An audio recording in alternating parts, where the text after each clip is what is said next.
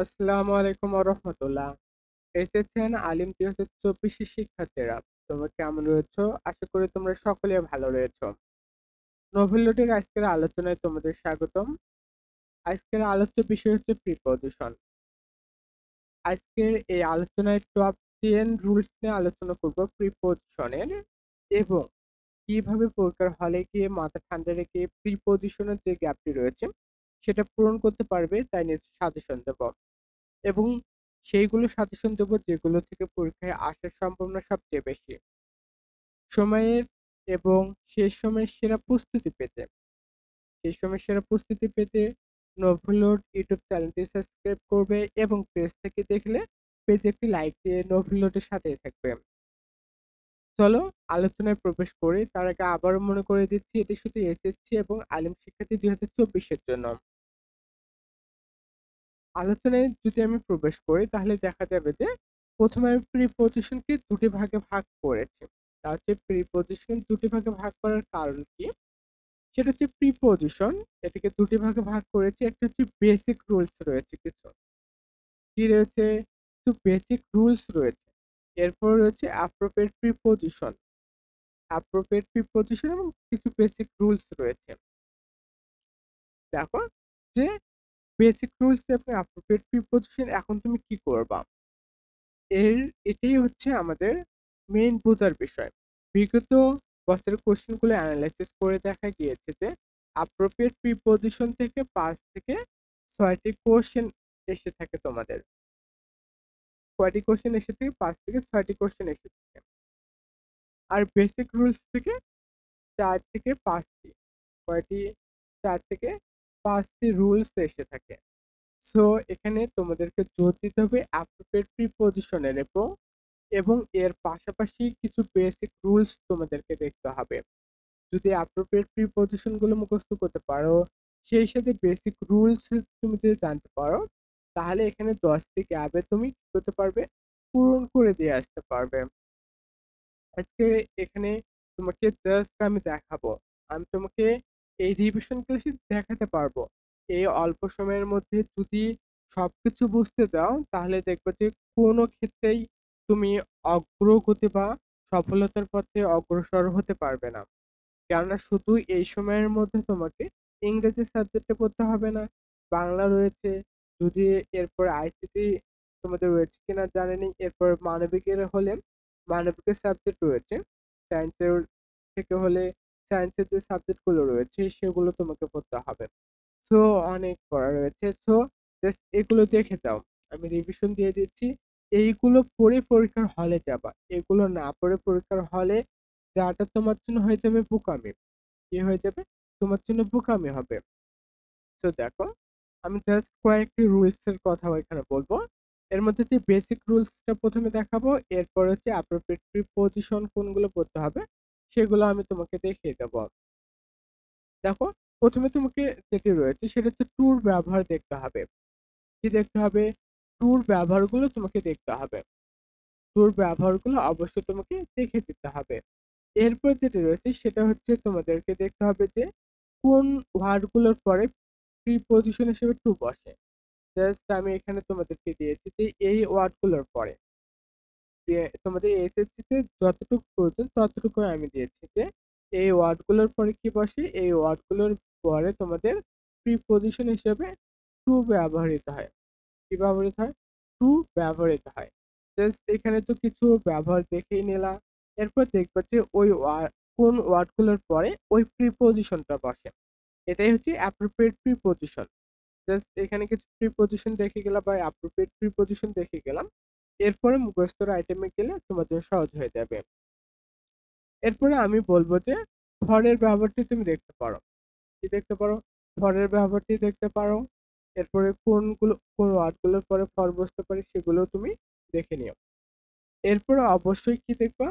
অফের ব্যবহারটি দেখে নেবা তুমি। কি দেখে নেবা? অফের ব্যবহারটি দেখে নেবা। আর একটি কথা, তা হচ্ছে বোর্ড কোয়েশ্চেন সলভ করার কিন্তু কোনো বিকল্প নেই। কি নেই? বিকল্প নেই। জাস্ট এখানে ৩টি দিলাম। এই অফের ব্যবহারটি দেখে নেবা, এবং কোন ওয়ার্ডগুলোর পরে অফ ব্যবহৃত হয় সেগুলো একটু জাস্ট দেখে নেবা। যেমন উপকরণ বোঝাতে অফ ব্যবহৃত হয়, অধিক বা মালিকানা বোঝাতেও কি অফ ব্যবহৃত হয়। তো এটা তুমি একটু দেখে নেবা। এরপরে দেখো, এরপরে অ্যাড তোমাদের লাগবে না, অ্যাড সাধারণ রুলস হিসেবে তুমি বুঝে নিতে পারো। এরপরে হচ্ছে তোমাদের ইন এর ব্যবহারটি দেখতে হবে। কি, জাস্ট এখানে আমি 10টি বেসিক রুলস বা বেসিক প্রিপজিশনের কথা বলবো, এগুলোর ব্যবহার দেখে নেবা। এটা কি, ইন এর ব্যবহারটা তোমাকে একটু দেখে নিতে হবে। যেমন বড় স্থানের পূর্বে কি বসে, ইন বসে, আর ছোট স্থানের পূর্বে অ্যাট বসে, এটা জানোই তুমি। এরপরে সময়, মাস বা ঋতুর সামনে কি বসে, ইন বসে। তো সালের সামনে কি বসে, ইন বসেছে, এবং মাসের পূর্বে ইন বসেছে। তো এগুলো একটু দেখে নেবা, এবং কোন ওয়ার্ডগুলোর পরে ইন প্রিপজিশন হিসেবে ইন বসে সেগুলো একটু দেখে নেবা। বিটুইনটা দেখে নিতে পারো, এরপরে অ্যামংটাও দেখে নিতে পারো। এরপরে অনটা না দেখলেও চলবে তোমাদের। এরপরে দেখো, সেটা হচ্ছে অ্যাভাবটা দেখে নিতে পারো, এবং অ্যাবাউট। অ্যাভাব এবং অ্যাবাউট এই দুটি প্রিপজিশন তুমি দেখে নিতে পারো, যে এদের ব্যবহারগুলো কোথায় কোথায় বসে, এগুলো একটু দেখে নিও। এরপর বাই একটু দেখতে পারো, উইথ সম্ভবত এই বছর নাও লাগতে পারে। এরপর হচ্ছে আফটার। আফটার প্রিপজিশনের ব্যবহার কোথায় কোথায় বসে সেগুলো জাস্ট একটু দেখে নেবা তুমি। এরপর হচ্ছে বিফোর এবং আন্ডার। বিফোর এবং আন্ডারের যেগুলো রয়েছে এগুলো একটু দেখে নিতে পারো। জাস্ট এগুলো কি, এগুলো হচ্ছে তোমাদের বেসিক নিয়ম। কি, এগুলো হচ্ছে তোমাদের বেসিক নিয়ম। আবার বলছি, টু, ফর, অফ, এরপরে ইন, বিটুইন, অ্যামং, এরপর দেখতে পারো অ্যাবভ, অ্যাবাউট, জাস্ট আফটার। এই কয়েকটি রুলস তুমি দেখে দিতে পারো, বা এই প্রিপজিশন গুলোর ব্যবহার তুমি দেখে দিতে পারো। এখন হচ্ছে কোশ্চেন হচ্ছে, ভাইয়া আমরা তো এইগুলো জানি, এগুলো আমরা পড়ি, বাট এখান থেকে কি হয় না, আমাদের কমন পড়ে না।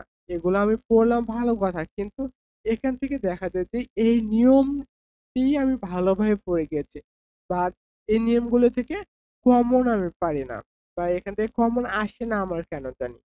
এর জন্য আমি বলবো যে এই নিয়মগুলো জাস্ট প্রথমে কি করো, একটিবার জাস্ট চোখ বুলিয়ে নাও, চোখ বুলিয়ে নাও। এরপরে আমি যেটি করতে বলবো তোমাকে তা হচ্ছে, তুমি এরপরে বোর্ড কোশ্চেন সলভ করবা। কি করবা, সরাসরি বোর্ড কোশ্চেন সলভ করবা। আমরা সাধারণত যে ভাবে দেই সেভাবে পরীক্ষার হলে গিয়ে কোন পাওয়া যায় না, এটাই সত্য, চিরন্তন সত্য কথা। যে আমি খুব পড়েছি, এগুলো আমার মুখস্থ রয়েছে, ঠাঠা মুখস্থ রয়েছে, বাট পরীক্ষার হলে গিয়ে তুমি কম পাবা না। কেননা তুমি প্র্যাকটিস করো না। যদি প্র্যাকটিস না করো তাহলে কি এই বিষয়গুলো মনে থাকবে? মনে থাকবে না। এর ব্যবহারগুলো কোথায় করতে হবে তাকে মনে থাকবে? তাও থাকবে না। একটি বিষয় মানুষ যখন পড়াশোনা করে, মনে করো 100% তুমি প্রিপোজিশন এটা মুখস্থ করে গেলাম। যদি প্র্যাকটিস না করো তাহলে তুমি যাই করো না কেন, এর প্রয়োগটা জানো না। যে কোথায় প্রয়োগ করতে হবে এটা তুমি জানো না। আর এই অজানার কারণেই তুমি প্রিপজিশনের যে গ্যাপটি রয়েছে তা পূরণ করতে পারো না। কি করতে পারো না? যে পূরণ করতে পারো না। জাস্ট এটাই হচ্ছে তোমাদের আহ, না বোঝার কারণ, বা পরীক্ষার হলে গিয়ে কমন না পাওয়ার কারণ। এটাই হচ্ছে একমাত্র কারণ। খুব বেশি দীর্ঘায়িত করবো না ক্লাসটি, জাস্ট কি বললাম, এই বেসিক রুলস গুলো অবশ্যই মুখস্থ করে পরীক্ষার হলে যাবা। যদি না যাও তাহলে তোমার মতো বোকা হয়তো বা আর কেউ হবে না। তো আমি বলবো এগুলো কি করবা, অবশ্যই অবশ্যই মুখস্থ করে যাবা। এরপরে আসো, সেটা হচ্ছে অ্যাপ্রোপ্রিয়েট প্রিপজিশনের কথা আসবে। কি আসবে? অ্যাপ্রোপ্রিয়েট প্রিপজিশনের কথা আসবে। অ্যাপ্রোপ্রিয়েট প্রিপজিশনের কথা যখনই আসবে, তখন আমাদেরকে কিছু সিলেক্টেড অ্যাপ্রোপ্রিয়েট প্রিপজিশন মুখস্থ করতে হবে। কি করতে হবে? যে সিলেক্টেড অ্যাপ্রোপ্রিয়েট প্রিপজিশন কিছু মুখস্থ করতে হবে। এটার জন্য আমি তোমাদেরকে বলবো যে তুমি 2024 এক্সাম দিচ্ছ, তো বোর্ড কোশ্চেন তুমি দেখতে পারো 2023, 22, 21 তো পরীক্ষায় হয়নি, যে 22 এবং 23 এর কোশ্চেনটা তুমি দেখতে পারো, এবং এর পূর্বের বছরগুলোর মিনিমাম 5 বছরের কোশ্চেন অ্যানালাইসিস করে যেগুলো অ্যাপ্রোপ্রিয়েট প্রিপজিশন রয়েছে, কি রয়েছে, যেগুলো অ্যাপ্রোপ্রিয়েট প্রিপজিশন রয়েছে সেগুলোতে কি করতে পারো, সেগুলো মুখস্থ করে যেতে পারো, সেখান থেকেই কমন বেশি আসবা। দেখো, আমি ঢাকা বোর্ড 2019-এর একটি কোশ্চেন নিয়েছি। ঢাকা বোর্ড 2019-এর একটি কোশ্চেন যদি তোমাকে দেখাই, সেখানে 10টির মধ্যে 9টি তোমাদের কি এসেছিল, অ্যাপ্রোপ্রিয়েট প্রিপজিশন এসেছিল, অ্যাপ্রোপ্রিয়েট প্রিপজিশন এসেছিল। জাস্ট এরকম ভাবে দেখে নিতে পারো। রাজশাহীতে তোমাদের 2019-এ 4টি কোশ্চেন এসেছিল, দিনাজপুর বোর্ডে এসেছিল অ্যাপ্রোপ্রিয়েট প্রিপজিশন কিছু। অ্যাপ্রোপ্রিয়েট প্রিপজিশনের সংখ্যায় অনেক ক্ষেত্রে বেশি দেখা যায়, কি দেখা যায়, বেশি দেখা যায়। জাস্ট এই বোর্ডগুলো কি করবা, একটু দেখে যাবা। পরীক্ষার হলে যাওয়ার আগে কি করবা, এই বোর্ডের কোশ্চেন গুলো তুমি দেখে যাবা। যেহেতু তোমার হাতে খুবই অল্প সময়, জাস্ট এর জন্য বলবো, পারলে 23 এবং 22-এর যে কোশ্চেনটি রয়েছে এটা অবশ্যই দেখতে হবে, এবং 20-19-এর কোশ্চেনটা জাস্ট একটু দেখে যাবা। তুমি কি করবা, দেখে যাবা। প্রিপজিশনের ক্ষেত্রে এগুলো একটু দেখে যাবা। খুব বেশি যে তোমার কষ্ট হবে বা পরিশ্রম হবে, সময় যাবে এমনটা না। কারণ প্রিপজিশন থেকে কিন্তু মার্ক দেওয়া ভেরি টাফ। এখান থেকে মার্ক তোলা তোমাদের জন্য ভেরি টাফ। সো যদি সময় না দাও, আর যদি এর আগে পড়ে থাকো আলহামদুলিল্লাহ, এখন জাস্ট রিভিশন দিয়ে যাবা। যদি না পারো, এই সময় যদি তুমি না পারো, দেখা যাবে পরে আফসোস করতে হবে। এরপরে অ্যাডমিশন রয়েছে, অ্যাডমিশন 3 মাসে তোমাকে যে কত পড়া পড়তে হবে তা হয়তোবা তোমার কল্পনার বাইরে। সেই সময় দেখবা যে কোনো দিন 18 ঘন্টা পর্যন্ত পড়তে হতে পারে, অনেকে আবার রয়েছে 20 ঘন্টা পর্যন্ত পড়ে। সো এখন সেই সময়টাকে কাজে লাগাও, তোমার হাতে যে সময়টি রয়েছে সেই সময়কে কাজে লাগাও। তো হয়তোবা তুমি এই সময় পড়াশোনা করতেছো 8 ঘন্টা 9 ঘন্টা, তবে আমি তোমাকে বলবো, দেখো, সফল হওয়ার জন্য কোনো শর্টকাট ওয়ে নেই যে তুমি শর্টকাট ওয়ে এর মাধ্যমে তুমি সফল হয়ে যাবা। তোমার স্মৃতিশক্তি, মেধা ভালো থাকলে 8 ঘন্টা পড়লেও হতে পারে। তবে আমি বলবো মিনিমাম 14 ঘন্টা তোমাকে এই সময় পড়ার টেবিলে থাকতে হবে। কি থাকতে হবে, পড়ার টেবিলে অবশ্যই তোমাকে থাকতে হবে। কেননা তুমি যদি এই সময়টিতে পড়ার টেবিলে না থাকো, তখন তোমার যে পড়াগুলো রয়েছে এই পড়ার চাপটা তুমি নিতে পারবে না। শুধু একটি বই পড়তে হচ্ছে না, তোমাকে পড়তে হচ্ছে অনেকগুলো বই। এরপরে আবার ফার্স্ট পেপার, সেকেন্ড পেপার, সেগুলো কোশ্চেন অ্যানালাইসিস করতে হচ্ছে।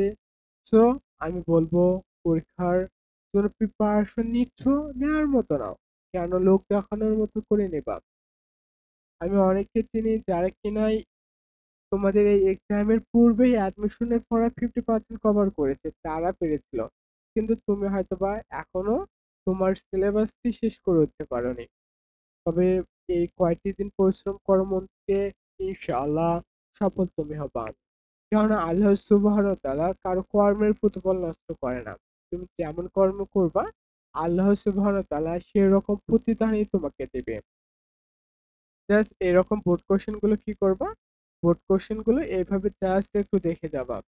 কেননা এই বোর্ড কোশ্চেন গুলো তোমাদেরকে দেখতেই হবে যে কোন বোর্ডে কোন অ্যাপ্রোপ্রিয়েট প্রিপজিশনটা এসেছে। এরপরে চলে যাচ্ছি আমি আবারও আমাদের মূল আলোচনায়।